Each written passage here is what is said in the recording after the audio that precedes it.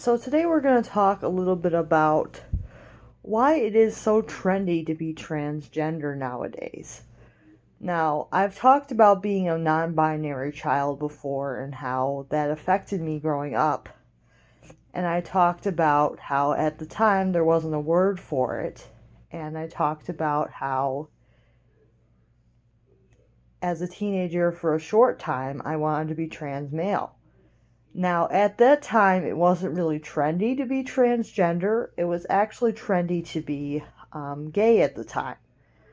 So, at the time, it was actually trendy to be gay or bisexual at the time. Was a really big trend when I was a teenager. So, I also identified at that time as bisexual.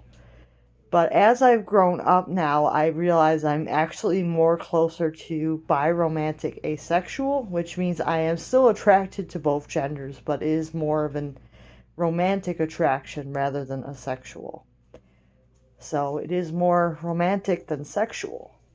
But I feel more now that I have things figured out that the whole transgender problem is I had gender dysphoria, but I feel like it had a lot to do with my autism because your autism does cause you to question things that neurologically people that think neurologically differently, like neurotypical, I should say, would would would actually not question their gender as much as someone that is autistic.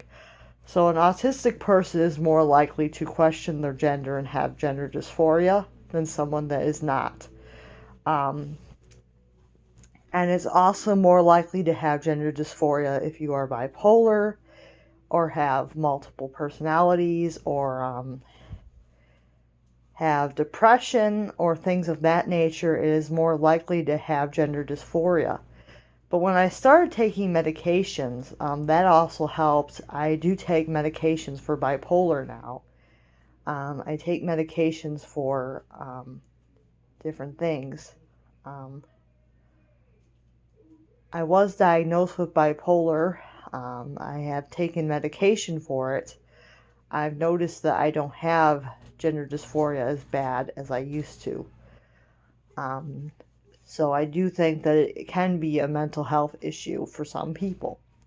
I'm not saying that there are some people that are not that are that that there's no one that is trans. There are definitely people that are transgender. It's just a smaller number than the people that are claiming to actually be transgender. So, just like people that claim to be homosexual, there are probably less people because a lot of people go into this part where they want to be trendy. So they experiment and then they realize that they aren't gay. Just like some people transition and they realize that they aren't trans and they have to detransition. But the problem with detransitioning is that the damage has been done. When you think you're gay and you experiment with being gay, there's really not as much damage there. Let's say you might kiss the same gender, or you might experiment sexually with the same gender. But if you don't like it, you don't like it, and then you just stop. But if you experiment with being trans, you take hormones, and that changes your body, or you get top surgery or bottom surgery, and that changes your body, or like some types of other surgeries and things of that nature. But once you do these surgeries, you cannot really undo them as well as your body was originally. So I'm trying to warn people to be very careful about trends because it's very easy to fall for trends. Now, a lot of trends are reversible, but a lot of trends are very difficult to reverse. There was also a trend when I was a teenager where people got piercings in their ears that were very large. I don't remember what it was called, but it's like this very large hole in the ears. those are very difficult to reverse if you get that. So that's another thing that is a body piercing that is very difficult to reverse. So, and then there is tattoos. Okay.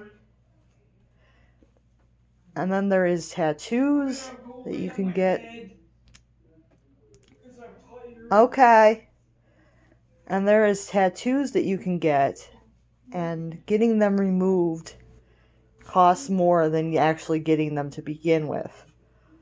So things of that nature can be difficult to reverse, but being trans is worse than it's detransitioning. Undoing that sort of damage is worse than getting a tattoo. It's worse than getting a piercing in your ear that's very large. It's worse than trying out being gay. It's just much worse to reverse, and a lot of it cannot be reversed. Bottom surgery, I've been told, cannot be reversed. So if you are planning on getting bottom surgery, definitely think about your options there, because that cannot be reversed if you do that. So that's why I've noticed that being trans is becoming a trend, and a lot of young people are not transgender, and they are falling into this trend where they are getting all these surgeries and they cannot reverse them. So you have to be very careful about that. So if you are worried about these sort of things, definitely consult medical professionals about possibly getting medicine that may help you with your gender dysphoria. Because if you can make yourself feel better without doing a transition, it may be for the best.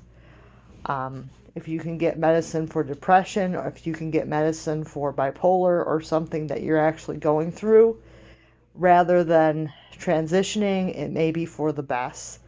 Unless you are actually trans, do not try to transition. This is just for safety reasons.